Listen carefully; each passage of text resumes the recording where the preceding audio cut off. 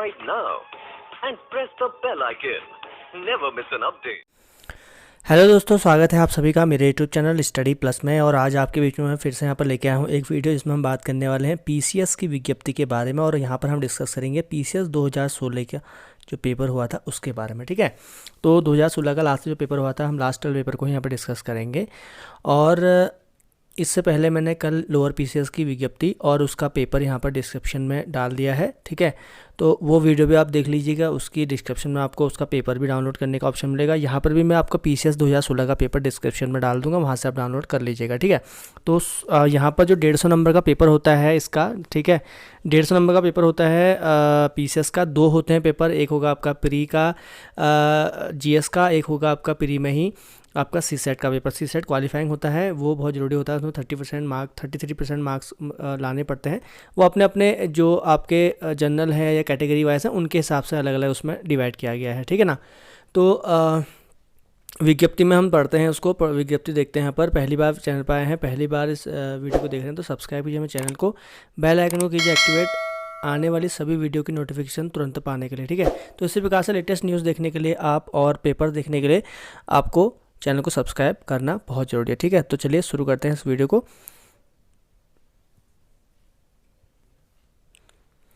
तो देखिए यहाँ पर विज्ञापन निकला है उत्तराखंड लोक सेवा आयोग का, प्रवर अधीनस्थ सेवा 10 अगस्त से शुरू हो रहा है, 30 अगस्त तक लास्ट डेट है। कल वाली जो लोअर आई थी उसकी 29 अगस्त थी। ठीक है, ये आप देख लेना। तो महत्वपूर्ण निर्देश सारे के सारे वही हैं जो आप जनरली देखते हैं। ठीक है, आरक्षण विषय प्रमाण पत्र आवेदन पत्र भरने की अंतिम तिथि तक का मान्य होना चाहिए, ये मैंने आपको कल ही बताया था, वही चीज़ें हैं। सारी की सारी चीज़ें आपको सेम मिलेंगी, जो नियम इनके हैं, नियम सारे के सारे हैं। बस यहाँ पर आपको 29 की जगह 30 अगस्त तक का विज्ञापन का अंतिम तिथि यहाँ पर दिखाई देगी। ठीक है ना, तो बाकी फॉर्म भरने का है, ऑनलाइन एप्लीकेशन प्रक्रिया कैसे करनी है वो सब कुछ इसमें दिया हुआ है। यहाँ पर भी वही चीज़ है, पुनः आवेदन कर सकते हैं। अगर आपका पहला वाला त्रुटि हो जाता है तो उसको रद्द करके दोबारा से नए शुल्क के साथ नया आवेदन आप भर सकते हैं। ठीक है,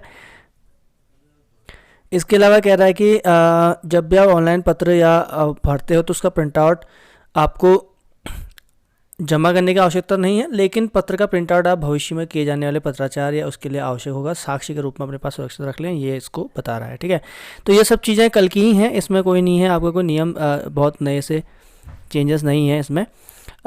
इसके अलावा अगर हम देखते हैं अब रिक्तियों की, तो रिक्तियाँ कौन सी हैं, तो रिक्तियाँ देख लीजिए आप। पहले सबसे इंपॉर्टेंट जो यहाँ पर है, तो रिक्तियाँ ये आपकी दी हुई हैं, पुलिस अधीक्षक उपाधीक्षक है। ठीक है, इसकी आपकी 10 हैं टोटल।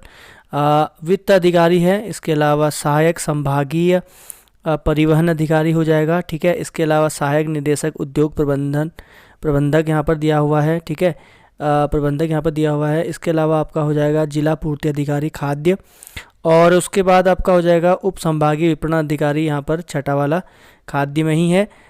खंड विकास अधिकारी आपको यहाँ पर देखने को मिलेगा ग्राम विकास में, इसके 28 पोस्टें हो जाएंगी। इसके बाद आपकी हैं सहायक निबंधन। ठीक है, इसकी 7 पोस्टें हैं। अगला है सहायक श्रमायुक्त श्रम, तो ये आपका हो जाएगा, इसकी 2 पोस्टें हैं। सहायक निदेशक कारखाना, ये आपका 4 है। सहायक गन्ना आयुक्त हो गया 1। ठीक है, उप शिक्षा अधिकारी की जो पोस्टें हैं बम्पर हैं इस बार, उप शिक्षा अधिकारी स्टाफ ऑफिसर, इसकी 31 है। इसके अलावा सहायक निदेशक जो हैं आपके मत्स्य में, वो भी आपका 3 हो जाएगा। सहायक निदेशक आपका 4 यहाँ पर दे देगा संस्कृत विभाग में। जिला पर्यटन विकास अधिकारी पर्यटन विभाग में 1 दिया हुआ है। प्रचार अधिकारी यहाँ पर दिया हुआ है पर्यटन विभाग में 1। सहायक निदेशक कृषि एवं भूमि संरक्षण 3 यहाँ पर दिए गए हैं पोस्टें। और इसके बाद है आपके सहायक निदेशक सांख्यिकी, यहाँ पर 1 पोस्ट दी गई है। सहायक निदेशक कृषि एवं भूमि संरक्षण, ये आपकी 1 पोस्ट दी गई है। सहायक निदेशक रसायन जो आपको दी गई है यहाँ पर, वो 2 पोस्ट है। सहायक निदेशक उद्यान आपका 2 पोस्ट। खाद्य प्रसंस्करण अधिकारी 3 पोस्ट। इसके अलावा उद्यान अधिकारी जो है उसकी आपको 20 पोस्टें हैं। पौध सुरक्षा अधिकारी जो है प्रसंस्करण विभाग की आपकी 3 पोस्टें हैं। मशरूम विकास अधिकारी की 2 पोस्टें हैं। ठीक है, इसके अलावा यहाँ पर देख सकते हैं सहायक निदेशक रसायन 1 पोस्ट है। सहायक निदेशक वनस्पति विज्ञान 4 है। सांख्यिकी अधिकारी उद्यान और खाद्य विभाग में 1 है। सूचना अधिकारी जिला सूचना अधिकारी 12 पोस्ट हैं यहाँ पर। ठीक है, इसके अलावा आपका परिवहन जो कर अधिकारी होता है इसमें 5 पोस्टें हैं। बाल विकास परियोजना में आपकी 19 पोस्टें हैं। तो टोटल मिला के 224 पोस्टें हैं। इसमें आप कैटेगरी में अगर देखें तो आप यहाँ पर कैटेगरी भी देख सकते हैं। तो देखिए यहाँ पर जो कैटेगरीज वगैरह हैं ये हैं आपकी कैटेगरीज हैं, ये है आपके अनारक्षित, ये अनुसूचित जाति, अनुसूचित जनजाति, आर्थिक रूप से पिछड़ा वर्ग हो गया, ठीक है, ये आपका, और उससे पहले हो गया ओबीसी, फिर हो गया आर्थिक रूप से पिछड़ा वर्ग, ठीक है। तो ये आपके यहाँ तक हैं, आप इसको यहाँ पर नीचे देख सकते हैं टोटल, ठीक है। आपने ऊपर देख लिया है तो यहाँ पर आप अपने अपने हिसाब से देख सकते हैं कि किसकी कितनी यहाँ पर पोस्टें हमको देखने को मिलेगी, ठीक है ना। तो ये चीज़ें हो गई। तो 224 हैं और राज्य सरकार द्वारा रिक्तियों की संख्या घटाई बढ़ा सकती है, ठीक है, वो तो हमेशा होता है, ठीक है। इसके अलावा यहाँ पर दे रखा है, देखो क्रमांक दे रखे हैं आपको, क्रमांक 15 जिला पर्यटन विकास अधिकारी का पद अराजपत्रित स्थायी अंशदायी, ये सब कुछ आपका दिया हुआ है। इसके अलावा पुलिस अधीक्षक के आप देखिए यहाँ पर क्या है, सब में हम उसकी देख लेते हैं कि शैक्षिक अर्हता क्या है। शैक्षिक अर्हता की बात करें तो विश्वविद्यालय से किसी स्नातक उपाधि या उसके आसपास आपको प्राप्त करनी पड़ेगी पुलिस गृह विभाग के लिए। वित्त अधिकारी के लिए भी आपको स्नातक की उपाधि होनी चाहिए, आपका कोई सब्जेक्ट नहीं मांगा गया है यहाँ पर। सहायक संभागीय परिवहन अधिकारी में भी आपका विधि द्वारा स्थापित विश्वविद्यालय से स्नातक उपाधि होनी चाहिए, ठीक है। इसके अलावा सहायक निदेशक और प्रबंध सूक्ष्म लघु मध्यम ये विभाग में बाहर विधि द्वारा स्थापित किसी विश्वविद्यालय से स्नातक या आपका सरकार द्वारा समकक्ष यहाँ भी होना चाहिए। जिला खाद्य पूर्ति अधिकारी जिला पूर्ति अधिकारी जो खाद्य में है स्नातक मांगा हुआ है। इसके अलावा उप संभागीय अधिकारी खाद्य निरीक्षक में भी आपका विश्वविद्यालय से स्नातक मांगा हुआ है। स्नातक की उपाधि अवश्य होनी चाहिए समकक्ष मान्यता प्राप्त से, ठीक है, ये मांगा गया है।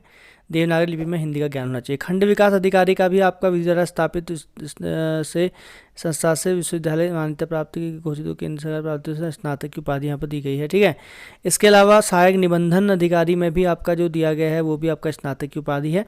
सहायक श्रमायुक्त में आपका जो अभ्यर्थी हैं उनके पास अर्थशास्त्र, समाजशास्त्र, वाणिज्य विधि संबंध से आपका किसी एक समाज कार्य किसी एक से स्नातक की उपाधि होनी आवश्यक होती है।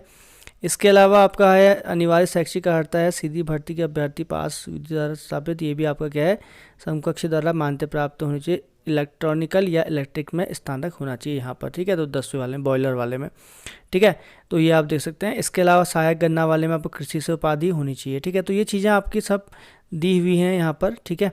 तो 12 वाले में आपका स्नातक होना चाहिए। तो चीज़ इसमें वो मांगा गया है उसका हम देखते हैं यहाँ पर। तो अब जैसे कि मत्स्य विभाग है तो मत्स्य विभाग में बिल्कुल आपको क्या होना चाहिए, फिशिंग का आपको नॉलेज होनी चाहिए। तो यहाँ पर प्राणी विज्ञान में आपको या अथवा डिप्लोमा द्वितीय वर्ष का डिप्लोमा प्राणी विज्ञान वनस्पति विज्ञान के साथ होना चाहिए, या मत्स्य की विज्ञान में 4 वर्ष स्नातक पाठ्यक्रम होना चाहिए। तो ऑब्वियसली जहाँ पर आपका पर्टिकुलर ऐसा चीज़ मांग देता है उद्यान से कृषि से, तो आपको कृषि आनी होनी बहुत ज़रूरी है वहाँ पर। तो शिक्षा शास्त्र में बीएड की उपाधि मांग रहे हैं यहाँ पर सहायक निदेशक में कृषि संस्कृति विभाग में, ठीक है। इसके अलावा आपका जिला पर्यटन विकास अधिकारी पर्यटन में आपका स्नातक पर्यटन होटल मैनेजमेंट समूह या उसकी स्नातक उपाधि होनी चाहिए संचार में, ठीक है। तो ये यहाँ पर मांग रहा है, देख लीजिए। इसके अलावा कौन कौन से फॉर्म आप भर सकते हो, आप अपने हिसाब से आराम से यहाँ पर चेक कर सकते हो, ठीक है। तो विश्वविद्यालय से पत्रकारिता का समूह में यहाँ पत्रकारिता में होनी चाहिए आपके पास उपाधि ग्रेजुएशन। यहाँ पर आपका जो है नॉर्मल कृषि में स्नातक उपाधि होनी चाहिए। इसके अलावा सहायक निदेशक सांख्यिकी के लिए आपको गणित या गणितीय सांख्यिकी में आपका ये उपाधि होनी चाहिए। सहायक निदेशक कृषि वाले में फिर आपका कृषि अभियंत्रण में स्नातक होनी चाहिए। इसके अलावा आपका सहायक निदेशक रसायन में आपके पास कृषि रसायन विज्ञान में आपको मृदा विज्ञान संरक्षण में आपको स्नातकोत्तर उपाधि की बात कर रहा है, ठीक है, स्नातकोत्तर होनी चाहिए। इसके अलावा यहाँ पर सहायक निदेशक जो आप देख रहे हो यहाँ पर संस्थान या विषय में विज्ञान इसमें स्नातकोत्तर कृषि होनी चाहिए, ठीक है। इसके अलावा खाद्य प्रसंस्करण है जो आपका उसमें स्नातक विज्ञान से कृषि होना चाहिए, ठीक है। तो विज्ञान वाले के लिए ये ज़्यादा अच्छे मौके हैं। उद्यान विकास में फिर आपका जो है ना उद्यान विज्ञान से स्नातक होना चाहिए। और इसके अलावा पौध सुरक्षा में फिर आपका क्या हो जाएगा, सिंपल सी बात है पौध सुरक्षा, तो कृषि में आपका स्नातकोत्तर होना चाहिए। मशरूम वाले में भी कृषि ही मांगेगा, कृषि में स्नातकोत्तर होना चाहिए। इसके अलावा सहायक निदेशक में आप देख सकते हैं किसी मान्यता प्राप्त स्कूल से विज्ञान में स्नातकोत्तर कृषि होना चाहिए वो भी। सहायक निदेशक वनस्पति विज्ञान में भी आपका क्या होना चाहिए, कृषि होना चाहिए। सांख्यिकी अधिकारी जो आपको यहाँ पर देखने को मिल रहा है सांख्यिकी अधिकारी, इस सांख्यिकी अधिकारी में गणित या गणित में सांख्यिकी के विषय में होना चाहिए। सूचना अधिकारी आपको दिख रहा है यहाँ पर, तो यहाँ पर आपका लिखा हुआ है कि संस्था पत्रकारिता में 1 वर्ष का डिप्लोमा होना चाहिए या आपका किसी विश्वविद्यालय या पत्रकारिता में स्नातक होना चाहिए। अधिमानी अर्हताएँ मैंने आपको कल ही बताया थी, इसको उतनी ज़रूरत नहीं होती है। परिवहन विभाग में आपका कोई भी उपाधि होनी चाहिए, मान्यता प्राप्त विश्वविद्यालय से कोई उपाधि होनी चाहिए, और यह भी आवश्यक है कि देवनागरी लिपि में आपके होने चाहिए। तो मान्यता प्राप्त विश्वविद्यालय से कोई उपाधि होनी चाहिए, यानी कि ग्रेजुएशन नॉर्मली आपके पास होना चाहिए। बाल विकास परियोजना में आप देखोगे तो यहाँ पर समाज कार्य का या समाज शास्त्र या गृह विज्ञान का स्नातक होना चाहिए। इसके अलावा शारीरिक मापदंड यहाँ पर दे रहा है। शारीरिक मापदंड जो आपको देखने को मिल रही है पुलिस वाले में, पुलिस उपाधीक्षक में, सामान्य एवं अन्य वर्ग के लिए है 167 ऊंचाई, अनुसूचित जाति के लिए इतनी है और परिवर्ती क्षेत्र के लिए इतनी है, ठीक है, महिलाओं के लिए इतनी है, ठीक है, ये आप देख लीजिएगा।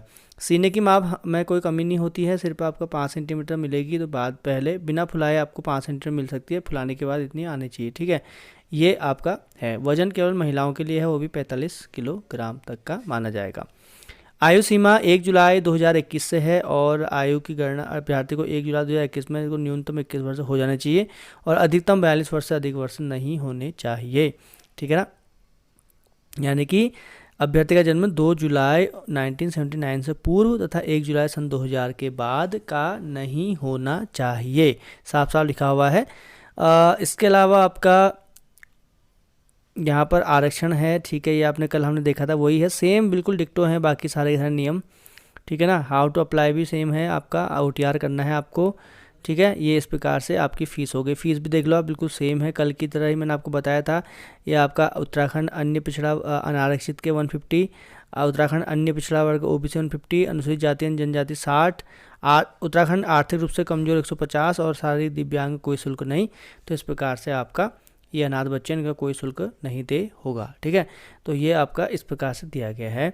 आगे, ठीक है, महत्वपूर्ण निर्देश दिए हुए हैं आपके, कल बिल्कुल सेम विज्ञप्ति होती है, ऐसा कुछ नहीं होता है, बस थोड़ा सा अंतर इसमें कर दिया जाता है, कहीं कहीं पर जहाँ पर लोअर लिखा है वहाँ पर अपर होगा, और बाकी थोड़ा सा आपका जो GS वगैरह होगा वो उसमें थोड़ा सा अंतर आपको देखने को मिल जाएगा, ठीक है। तो मैंने आपको पहले बताया था सॉरी, तो यहाँ पर देख लीजिए आप, ये कोड है अल्मोड़े का, रानीखेत का, ये पेपर कहाँ कहाँ कराया जाएगा आपका, ये प्री वालों के कोड हैं सबके सब, ठीक है। तो कहाँ कहाँ पेपर हो सकता है, अल्मोड़ा, रानीखेत, चंपावत, पिथौरागढ़, ठीक है। इसके अलावा आपका नैनीताल, हल्द्वानी, खटीमा, बागेश्वर, सब जगह पेपर होगा इसका। यहाँ पर इसके लिए साफ साफ लिखा है कि प्रारंभिक परीक्षा में सफल अभ्यर्थी मुख्य लिखित परीक्षा का आयोजन हल्द्वानी एवं हरिद्वार नामक नगरों में किया जाएगा। तो यहाँ तक ध्यान रखना, इसका जो मेंस होगा वो हरिद्वार में ही नहीं होगा, बल्कि कुमाऊं वालों का हल्द्वानी में हो सकता है, साफ साफ लिखा हुआ है, ठीक है। मेंस देने के लिए आपको कहीं नहीं जाना है। तो इसके अलावा आपका सामान्य अध्ययन पहला और 2 आपका जनरल एप्टीट्यूड मैंने कहा आपको बताया था, CSET का पेपर होता है, ठीक है। 150 का हम अभी डिस्कस करेंगे, ठीक है। इसके बाद आपका क्या होता है, दूसरा 150 300 घंटे का होता है। साफ साफ लिखा हुआ है इसमें कि 33% अंक प्राप्त करना अनिवार्य होता है, ठीक है ना। तो इस प्रकार से सामान्य वालों के लिए तो ये आपका मुख्य परीक्षा है। मुख्य परीक्षा तो आपका हर सब्जेक्ट का होगा, क्योंकि अब PCS है, सबसे बड़ी परीक्षा है हमारी। तो प्रथम प्रश्न भाषा का होता है, दूसरा इतिहास का होता है, फिर आपका तृतीय प्रश्न आपका सामाजिक राज्य व्यवस्था आपका होगा, पॉलिटी का हो जाएगा, इसमें आपका social justice and international relation आ जाते हैं, अंतर्राष्ट्रीय संबंध। चौथा पेपर इसमें जो भारत का भूगोल आ जाएगा, विश्व का भूगोल आ जाएगा। पाँचवा आ जाएगा आपका सामाजिक और आर्थिक वाले में इकोनॉमिक्स का आ जाएगा। छठे वाले में आपका सामान्य विज्ञान और प्रौद्योगिकी का। सातवें वाले में सामान्य अभिरुचि और आचार शास्त्र यहाँ पर देखने को मिलेगा। टोटल 1500 का होता है, ठीक है ना। तो इसमें भी आपका न्यूनतम 35% अंक लाने अनिवार्य होते हैं। उसके बाद 200 अंक का यहाँ पर साक्षात्कार होता है। तो ये बहुत बड़ी परीक्षा होती है, राज्य की सबसे बड़ी परीक्षा ये मानी जाती है। जैसे देश की IAS है, वैसे ही राज्य की PCS है, तो ये आपका हो जाएगा, ठीक है। तो इस प्रकार से वस्तुनिष्ठ प्रश्न का तो आपका अब PCS का पेपर है, तो क्या छोड़ें और क्या नहीं छोड़ें, इस पर कोई तो बहस होनी चाहिए। तो आप देख लीजिए, कुछ नहीं छोड़ा होगा इसने यहाँ पर का, ठीक है। सबका सब आपको पढ़ना है, इसमें पढ़ता है लगभग क्या नहीं पढ़े ऐसा तो इसमें है ही नहीं। मैक्सिमम से मैक्सिमम आपको यहाँ पर पढ़ना पड़ता है, ठीक है। तो अभी पेपर हम जब डिस्कस करेंगे तब आपको पता लग जाएगा। तो चलिए फटाफट चलते हैं पेपर की तरफ और पेपर डिस्कस करते हैं फटाफट, ठीक है। इसमें कुछ भी चीज़ समझ में नहीं आ रही हो तो आप कमेंट करके पूछिएगा, ठीक है ना। चलिए दोस्तों, अब आ जाते हैं सीधे के सीधे पेपर में कि इसका पेपर आप देखने को आपको मिलता है। तो सबसे पहला प्रश्न देखो, कितना अच्छा प्रश्न है यहाँ पर। तो पहला प्रश्न है इसका कि जेम्स एंड्रू रैमजे भारत के किस गवर्नर जनरल का वास्तविक नाम था। बहुत इंपॉर्टेंट प्रश्न है। देखो, अगर ये पहली बार उस समय बहुत लोगों ने फेस किया था, लेकिन अगर आप इसमें एक चीज़ ध्यान लगाना, इसको हम बताएंगे। तो देखो, ये डलहौजी है। एक चीज़ और यहाँ पर इसमें एक चीज़ और आया है, रैमजे, ठीक है। क्या है इसमें, कास्ट आप देख रहे होगे, रैमजे आया है, यहाँ पर आया है ना। तो रैमजे जो हमारे जो यहाँ पर कमिश्नर रहे थे उन्हीं के चचेरे या उनके ममेरे भाई थे ये डलहौजी, ठीक है। इसलिए इसका जेम्स एंड्रू रैमजे नाम है, ठीक है। रैमजे इनकी भी कास्ट थी और रैमजे इनकी कास्ट भी है। ओरिजिनल नाम इसका डलहौजी का जेम्स एंड्रू रैमजे था, ठीक है ना। तो इसका सही आंसर ए। अगला है 1857 में विद्रोह के समय भारत का गवर्नर जनरल कौन था, ठीक है। तो ये कौन हो जाएगा, लॉर्ड कैनिंग था। तो दोस्त लॉर्ड कैनिंग था, ठीक है, लॉर्ड कैनिंग था इसका। तो अगर आपको वीडियो अच्छी लग रही है तो लाइक ज़रूर करते हुए चलना, ठीक है। ये प्रश्न आपके आने वाले समूह ग के लिए बहुत इंपॉर्टेंट है, एनटी के लिए बहुत इंपॉर्टेंट है, क्योंकि जो पीसीएस का पेपर हमेशा भी नीचे साइड के क्वेश्चन पेपरों में जरूर आता है, ठीक है ना। चलिए अगला आ जाता है तीसरा वाला, हिंदुस्तान सोशलिस्ट रिपब्लिक आर्मी, यानी कि इसका जो हम बात करें तो इसकी स्थापना हुई थी, ठीक है। इसकी स्थापना सन 1928 में हुई थी। ये HSRA की बात कर रहा है, ठीक है ना, Hindustan socialist Republic army, HSRA, जो 1928 में जिसका निर्माण हुआ था, ठीक है ना। फिर आपको पता है HRA हुआ था, HRA बैन कर दिया गया, फिर HSRA खोला गया बाद में, ठीक है, दिल्ली में। उसके बाद फिर उसका कोटला में इन्होंने खोला था HSRA। इसमें आपका क्या कहते हैं, भगत सिंह थे, वो थे, ठीक है, ये आपने पढ़ा होगा। चलिए अगला हम देखते हैं यहाँ पर निम्न से कौन सा काकोरी कांड से संबंधित नहीं था। बहुत इंपॉर्टेंट है, सूर्यसेन मास्टरदा।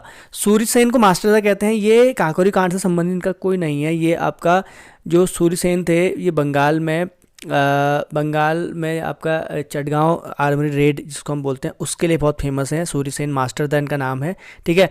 तो बाकी सब इससे संबंधित है, इनका संबंध उससे नहीं है। अगला है आपका, निम्नलिखित में से कौन उत्तराखंड की प्राचीन प्रजाति नहीं है। देख लीजिए आप यहाँ पर, तो कौन उत्तराखंड की प्राचीन प्रजाति में नहीं आता है, तो इसका हो जाएगा खासी। तो गारो खासी तो यहाँ की वैसे भी नहीं है। इसके अलावा खुड़बुड़ा का युद्ध कब हुआ था, तो खुड़बुड़ा का जो युद्ध हुआ था, तो इसका जो युद्ध हुआ था वो कब हुआ था, 1804 में हुआ था। आपको पता है खुड़बुड़ा का मैदान हुआ था, वहाँ पर युद्ध लड़ा गया था, प्रद्युम्न शाह की मृत्यु हुई थी, ठीक है। अगला है आपका 1946 में पर्वतीय क्षेत्र के लिए अलग प्रशासनिक भाग बनाने की मांग किसने की थी। बहुत इंपॉर्टेंट क्वेश्चन है।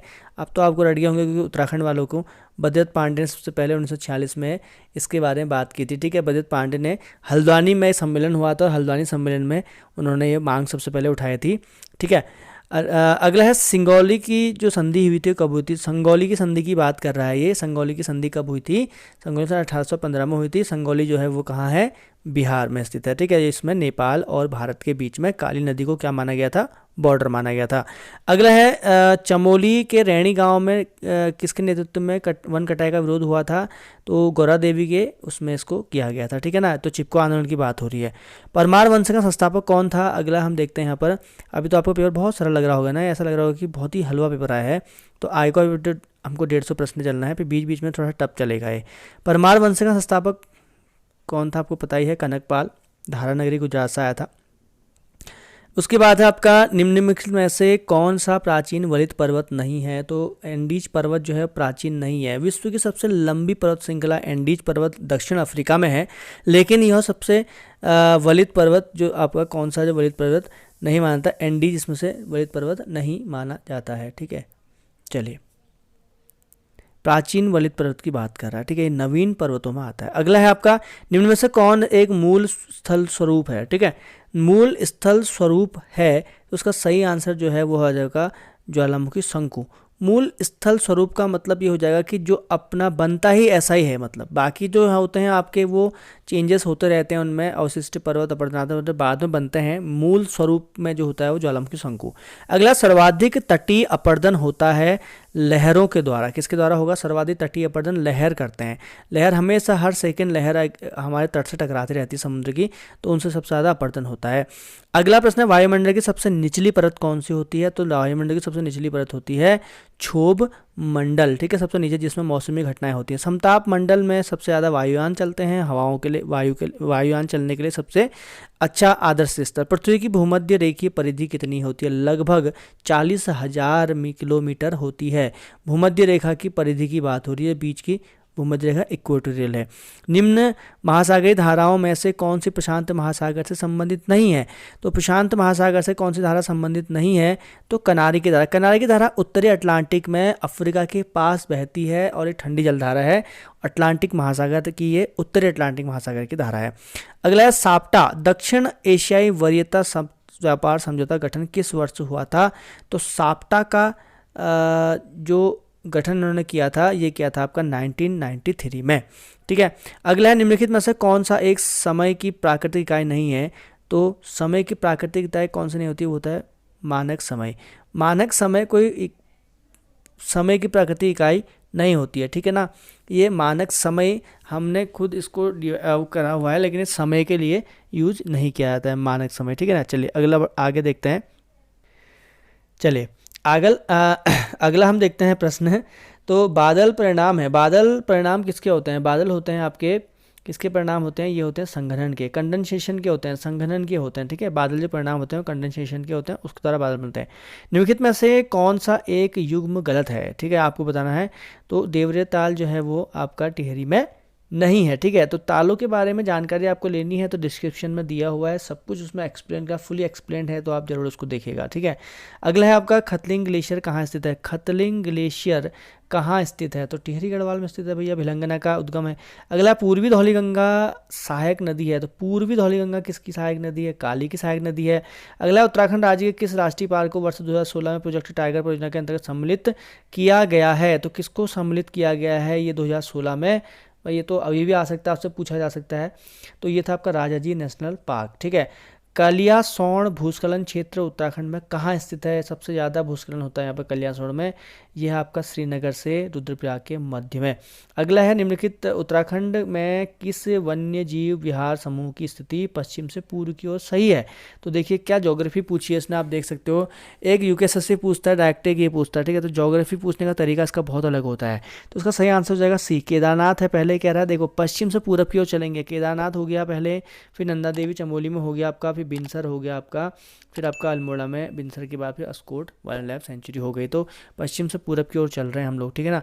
अगला है आपका सूची 1 सूची 2 से सुमेलित कीजिए कि नीचे दिए कूट का उपयोग करते हुए सही उत्तर चुनिए। तो सही उत्तर चुनना है आपको, बहुत इंपॉर्टेंट है। दोआब का मतलब होता है दो नदियों का क्षेत्र, और सूची है नदियां कौन कौन से क्षेत्र के बीच को, बहुत इंपॉर्टेंट है। तो ये आपने ज्योग्राफी में पढ़ा होगा, अगर इंडियन ज्योग्राफी नहीं पढ़ी है तो पढ़िए आज से ही, एंटी और लोअर पीसीएस और पीसीएस के लिए। ठीक है, तो इसका सही आंसर क्या होता है, देखो बिस्ट जो होता है बी और टॉ, तो ब्यास और बिस्ट दीवार जो होता है वो ब्यास और सतलज होता है, तो उसका ए का 3 हो जाएगा। ठीक है, इसके अलावा आपका क्या कहते हैं, दूसरा हो जाएगा बारी दोआब जो होता है बी का हो जाएगा 2। ठीक है, बारी हो जाता है आपका ये, तो बो और रो आ रहा ना पर बो बारी, तो बो और रो आ रहा ना, इसको ऐसे याद कर दो, बारी ब्यास और रावी आ रहा ना, रावी और ब्यास। ठीक है, रचना तो चौ आ रहा है, तो चौ का हो जाएगा सी का 1 हो जाएगा आपका, ये हो जाएगा रावी और चिनाब, रो चौ ना आ रहा ना, रो और चौ आ रहा है, तो रचना रावी और चिनाब। चार जा रहा ना चौ और जो, तो चौ में आ रहा चिनाब, चिनाब और झेलम। ठीक है, तो ये इस प्रकार से इसका सही आंसर ए है। ठीक है, तो उसको याद कर लीजिए, याद करने का तरीका मैंने आपको बता दिया है, कुछ नहीं है। जिसमें बिस्ट लिखा है बो और सौ, तो उसमें आपका सीधे सीधे क्या आ रहा है, ब्यास और सतलज। तो उसको ऐसे याद करेंगे तो हमेशा आपको लॉन्ग समय तक याद रहेगा। ठीक है ना, ये एक ट्रिक है याद करने की। चलिए आगे, निम्नलिखित में से भारत में कौन जैव विविधता का एक संवेदनशील स्थल माना जाता है। तो कौन सा माना जाता है भाई, ये तो बहुत ही पैट क्वेश्चन है। तो पश्चिमी घाट है इसमें।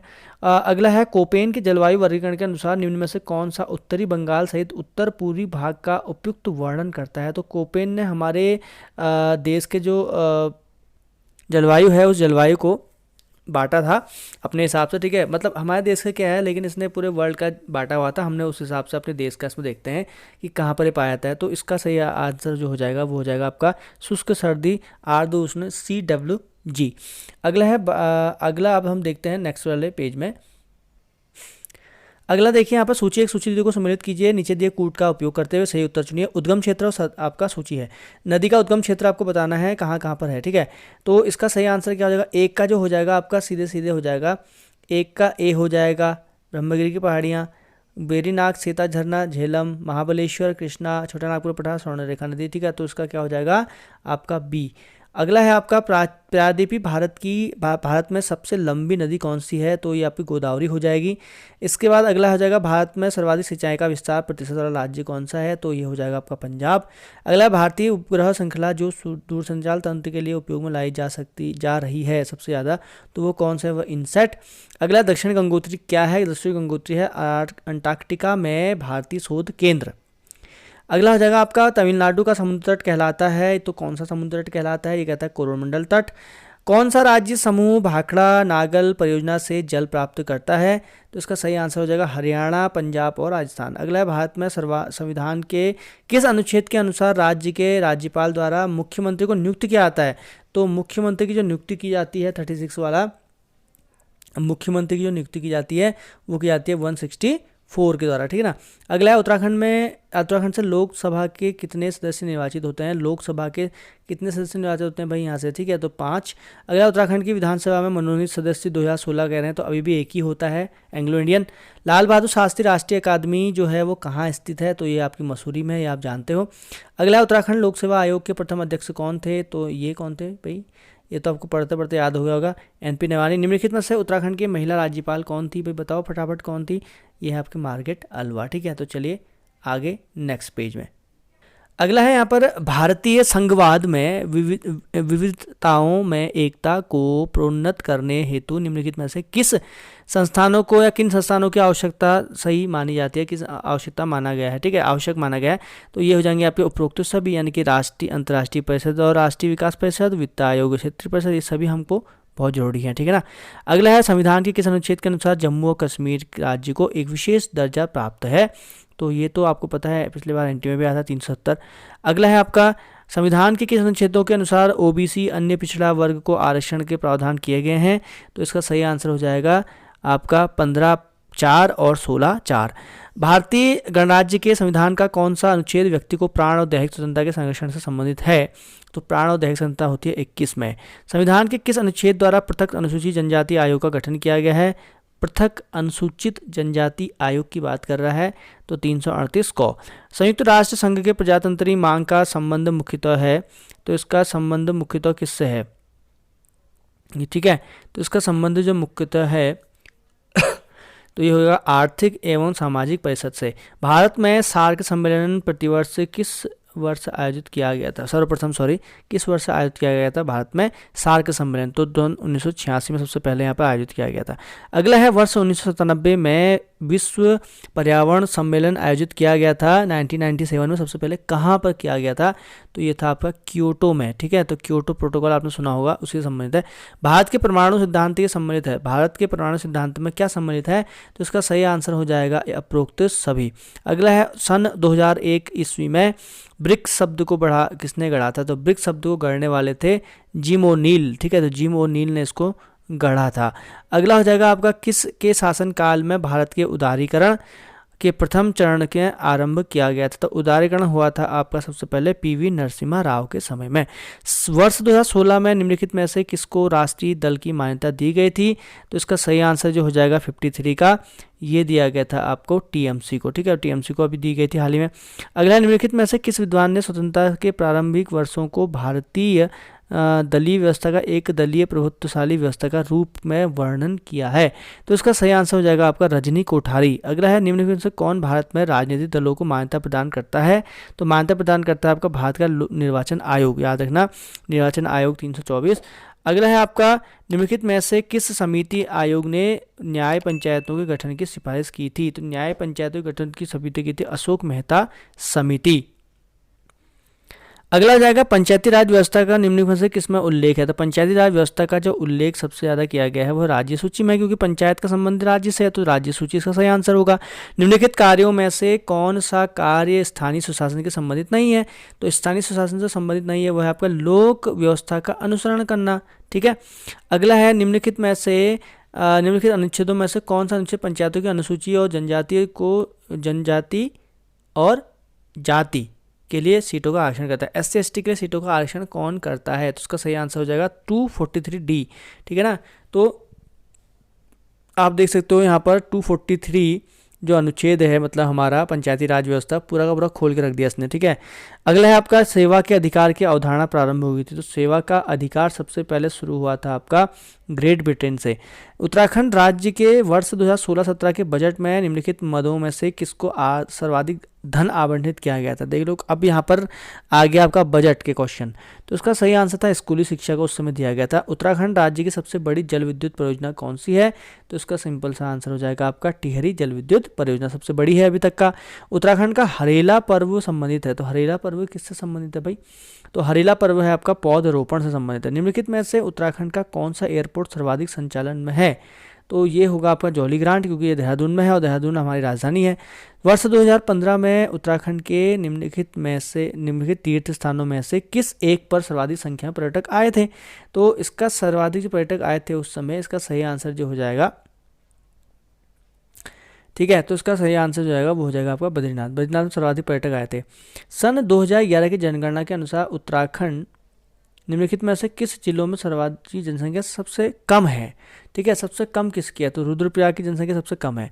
निम्नलिखित में देशों में से कौन सा एक देश भारत के विदेशी व्यापार में सबसे बड़ा साझेदार है? तो इसका सही आंसर जो हो जाएगा वो हो जाएगा चीन। तो दोस्तों, वीडियो अच्छी लग रही है तो लाइक फटाफट करते जाइए, कमेंट कीजिए, शेयर फटाफट करते जाना, क्योंकि यह जो आपके 150 नंबर की जीएस है भाई, ये जीएस आपको पक्का आपका समूह में देखने को मिलेगी। यहाँ से क्वेश्चन नहीं मिले तो तब कहना, पक्का यहाँ से समूह में आपको क्वेश्चन देखने को मिलने वाले हैं, तो पढ़िए इसको ध्यान से, ठीक है। अगला है आपका राष्ट्रीय कृषि बीमा योजना भारत के किस वर्ष में प्रारंभ हुई थी? तो राष्ट्रीय कृषि बीमा योजना बहुत इंपॉर्टेंट पेट क्वेश्चन है। 1990 से सन 2000 के बीच में इसको शुरू किया गया था।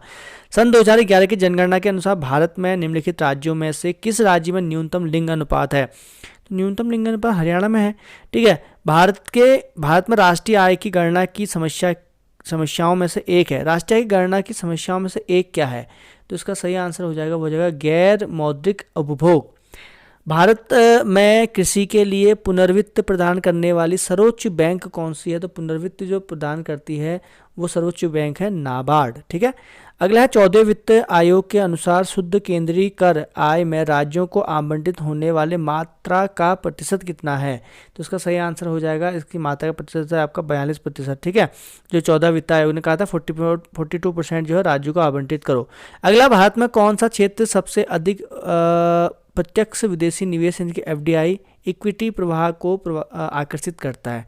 तो ये जो आकर्षित करता है ये करता है हमारा सेवा क्षेत्र, ठीक है। तो सबसे ज़्यादा आकर्षित करता है किसको? प्रत्यक्ष विदेशी निवेश को। निम्नलिखित में से वर्तमान में भारतीय रिजर्व बैंक का गवर्नर उस समय तो जो भी था तो उसको हम देख लेते हैं। तो उर्जित पटेल उस समय हुआ करते थे, ठीक है। उस समय कौन थे? उर्जित पटेल थे। तो उस समय तो जो गवर्नर थे वो कौन? अब उर्जित पटेल थे, ठीक है। तो अभी कौन है? अभी एस दास हैं, शशिकांत दास, ठीक है ना। चलिए तो आगे देखते हैं। 75 वाला प्रश्न ये है कि मानव विकास सूचकांक निम्नलिखित में से किसका संयुक्त सूचकांक है? तो उसका सही आंसर हो जाएगा, ये हो जाएगा आपको सी, जीवन प्रत्याशा, शैक्षणिक उपलब्धि एवं प्रति व्यक्ति आय। ये हम देखते हैं किसमें? मानव विकास सूचकांक में। अगला है भारत में सीमांत जोत का आकार है, तो हो जाएगा 1 हेक्टेयर से भी कम। ब्रिक्स संघ किस वर्ष ब्रिक्स में परिवर्तित हुआ? तो सन 2010 में। इसमें आपका साउथ अफ्रीका जोड़ दिया गया तो ब्रिक्स हो गया, ब्रिक्स, ठीक है। अगला है वाणिज्यिक सेवाओं के निर्यात में भारत का विश्व में वर्ष 2014 में क्या स्थान था? तो ये तो 2014 का है, तो उस समय इसका 8वां स्थान था। ओपेक जो है का निम्नलिखित में से किस पर विशेष बल है? तो ओपेक का जो बल है निम्न में से वो है सार्वजनिक। ओपेक का जो बल है तो ये हो जाएगा आपका पेट्रोल का उत्पादन हो जाएगा एक तो, और हो जाएगा पेट्रोल की कीमतों का नियंत्रण हो जाएगा। तो इसका हो जाएगा सी, ए और बी दोनों। वैश्वीकरण में सम्मिलित नहीं है 80 वाला। तो वैश्वीकरण में जो सम्मिलित नहीं है वो क्या है? तो वो हो जाएगा सार्वजनिक क्षेत्र का इक्विटी का विनिवेश। अगला, विश्व बैंक में कितने सदस्य हैं? तो अभी भी 189 है विश्व बैंक। अगला, निम्नलिखित में से कौन सा वैश्विक स्पर्धात्मक सूचकांक रिपोर्ट प्रकाशित करता है? स्पर्धात्मक, ठीक है। तो इसका सही आंसर जो हो जाएगा ये हो जाएगा आपका विश्व आर्थिक फोरम। सार्क जो है सदस्य देशों को प्रशिक्षण देने हेतु भारतीय अनाज भंडार प्रबंधन एवं अनुसंधान संस्थान स्थित है।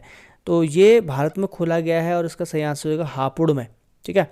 अगला है सार्क हापुड़। अगला है प्रिवेंस ऑफ मनी लॉन्ड्रिंग एक्ट जो आया था, कब आया था? तो ये लाया गया था सन 2005 में। अगला, ट्रिम्स का पूरा नाम क्या है? तो ट्रिम्स का मतलब है ट्रेड रिलेटेड इन्वेस्टमेंट मैनेजमेंट, ठीक है। ट्रिप्स और ट्रिम्स जो है डब्ल्यूटीओ से संबंधित एक संधि है जिससे डब्ल्यूटीओ का जन्म हुआ था। वर्ल्ड जो ट्रेड ऑर्गेनाइजेशन जिसको हम बोलते हैं आपका विश्व व्यापार संघ, उससे संबंधित है। जीन क्या है? ठीक है, जीन में क्या होता है? तो जीन जो होते हैं आपके, ये होते हैं आपके एक डीएनए का भाग।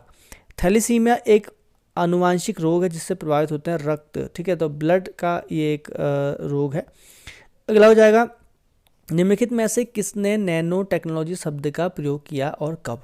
तो नैनो टेक्नोलॉजी का प्रयोग जो किया था वो किसके द्वारा किया गया था? तो यह है नोरियो टानीगुची सन 1974। उत्तराखंड पशुधन विकास बोर्ड का प्रशिक्षण केंद्र कहाँ है? तो ये आपका ऋषिकेश में है, ठीक है ना, ये याद रखना, उत्तराखंड पशुधन विकास बोर्ड का प्रशिक्षण केंद्र की बात हो रही है, ऋषिकेश में है। अगला है, निम्न समुच्चय में से कौन सी गैस ग्रीन हाउस प्रभाव के लिए अत्यंत महत्वपूर्ण है? तो इसका सही आंसर जो हो जाएगा carbon dioxide, methane, nitrous oxide और जल वाष्प, ठीक है ना। चलिए बढ़ते हैं नेक्स्ट पेज पर।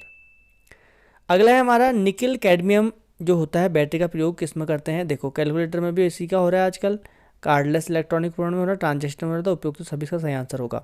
अगला है, कौन सा कथन नाभिकीय विखंडन से संबंधित नहीं है? तो नाभिकीय विखंडन से जो संबंधित नहीं है वो क्या हो जाएगा? तारों में ऊर्जा का उत्पन्न होना। क्यों? क्योंकि तारों में जो ऊर्जा होती है वो संलयन से होती है, विखंडन से नहीं होती। एनर्जी जनरेशन इन स्टार जो होती है वो जनरेशन होती है, वो होती है आपकी जो न्यूक्लियर जो होता है आपका फिशन से नहीं होती बल्कि आपका संलयन से उत्पन्न होती है, ठीक है, नाभिकीय संलयन द्वारा। तो इसका बी सही है। सेलुलोज में एक स्टार्च में दोनों होते हैं, क्या होते हैं आपका प्लस और माइनस ग्लूकोज। निम्न में से कौन सी यांत्रिक तरंगे हैं? ध्वनि तरंगे यांत्रिक होती हैं। अगला है, निम्न से ताप के साथ द्रव की शांता हमेशा घटती है, ठीक है। अगला, नैनोमीटर के बराबर कितना होता है? 10⁻⁻⁹ एक भू स्थिर उपग्रह का परिभ्रमण काल कितना होता है? तो 24 घंटे होता है, ठीक है, जियो सैटेलाइट का। अगला, टेफ्लॉन सामान्य नाम है। टेफ्लॉन है आपका पॉलीटेट्रुफ्लैन जो एथिलीन होता है फर्स्ट वाला, इसका होता है। अगला है, निम्नलिखित में से कौन सा जोड़ा तांबे के मिश्र धातुओं का है? तो इसका सही आंसर हो जाएगा पीतल और कांसा। अगला है, एक अर्धचालक में विद्युत चालन होता है। एक अर्धचालन में विद्युत चालन जो होता है वो होता है इलेक्ट्रॉन होल्स दोनों के द्वारा।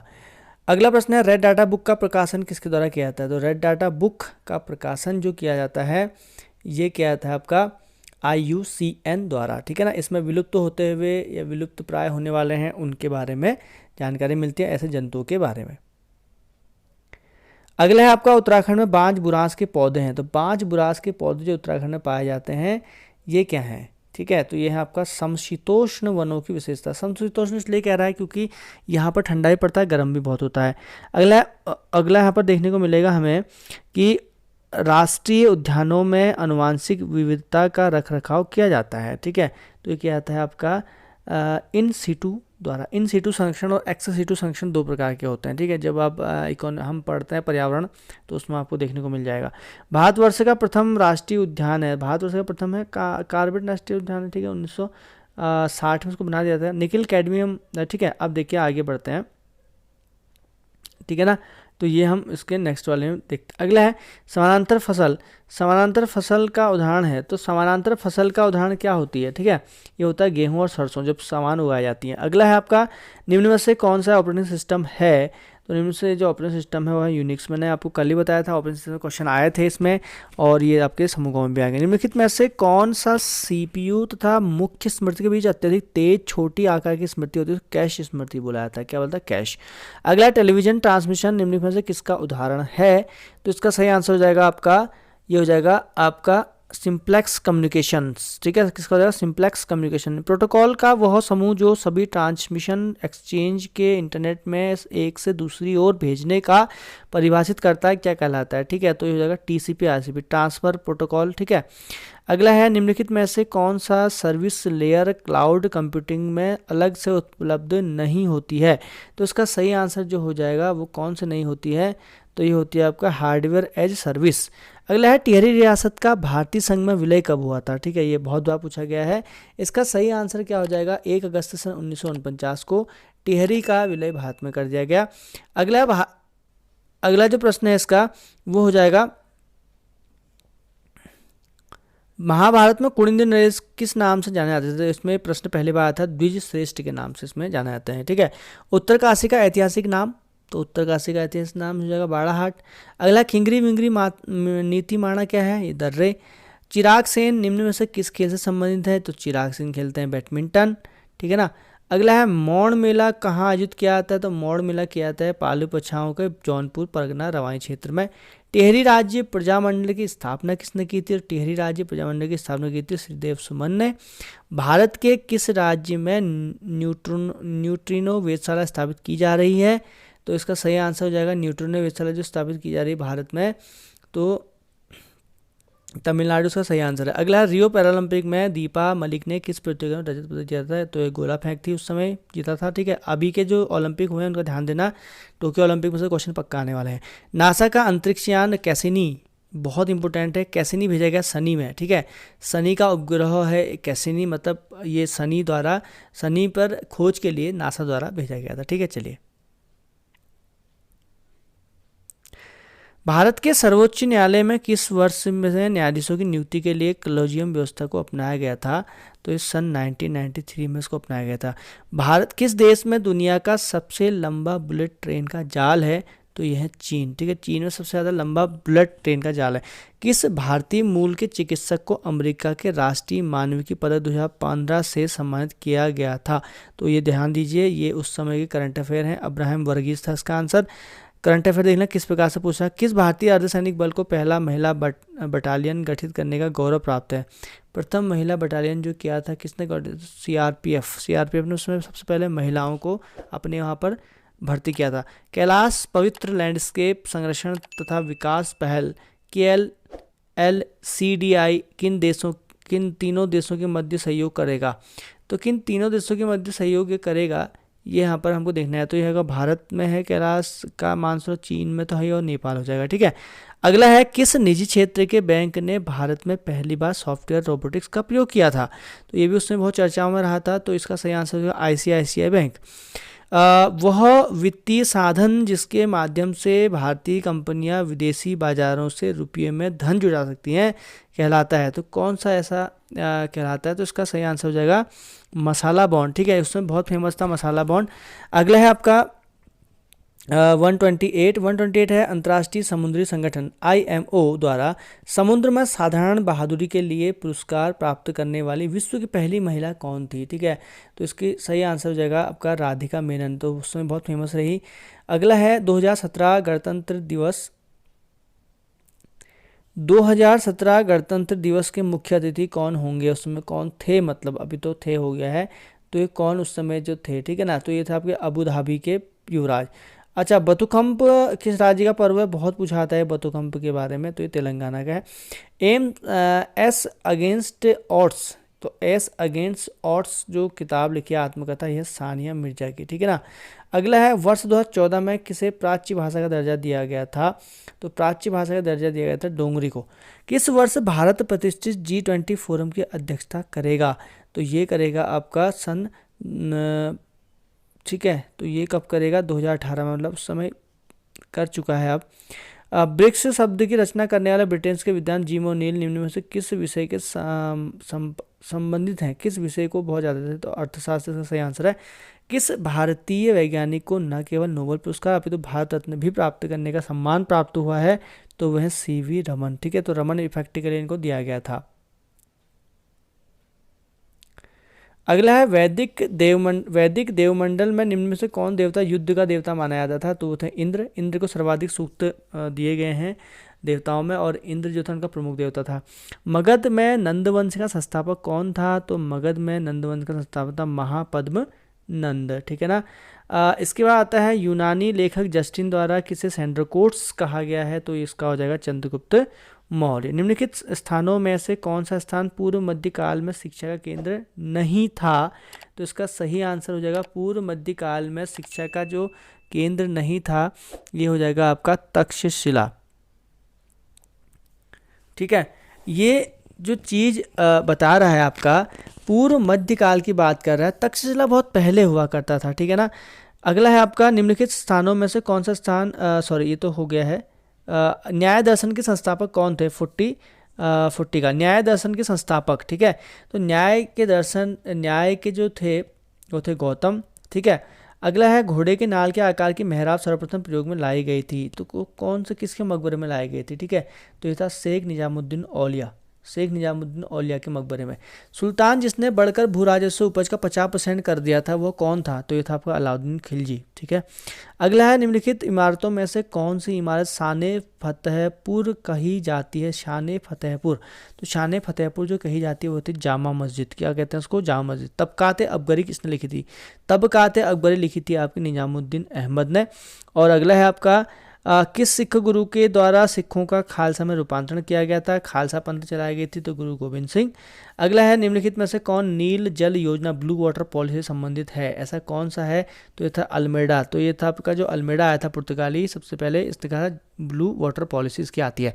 उस फ्रांसीसी सेनापति का नाम बताइए जो 1760 में वांडीवास के युद्ध में पराजित हुआ था। वांडीवास के युद्ध में पराजित कौन हुआ था इसमें से? ठीक है, तो वांडीवास के युद्ध में पराजित होने वाला था वो था आपका काउंट लाली। ठीक है, अगला है ब्रिटिश संसद के किस अधिनियम के भारत में व्यापार पर ईस्ट इंडिया कंपनी के एकाधिकार को समाप्त किया था? तो इसका सही आंसर जो हो जाएगा वो हो जाएगा आपका रेगुलेटिंग एक्ट 1813 का चार्टर्ड एक्ट हुआ था। दक्षिण भारत में सिंचाई व्यवस्था का अग्रदूत किसे माना जाता है? तो ये माना जाता है आपका अग्रदूत जो मानते हैं सर ऑर्थन कॉटन को। तो यह 150 प्रश्नों का प्रश्न उत्तर मैंने आपको यहाँ पर करा दिया है पेपर सेट। ये आपके आने वाले सभी एग्जाम के लिए बहुत इंपॉर्टेंट है क्योंकि यहाँ से जीएस बहुत पूछी जाएगी। आपके समूह गवर्नेंस में आ सकती है, आपके वीडियो के पेपर में यहाँ से आ सकती है। ठीक है, तो मिलते हैं नेक्स्ट वीडियो में बहुत जल्द ही कुछ ऐसे ही मज़ेदार और नए वीडियो के साथ।